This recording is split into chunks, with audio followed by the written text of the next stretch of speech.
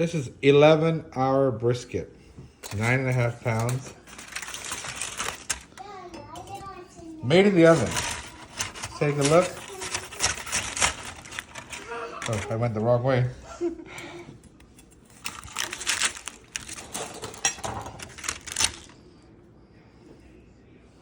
Let's take a bite.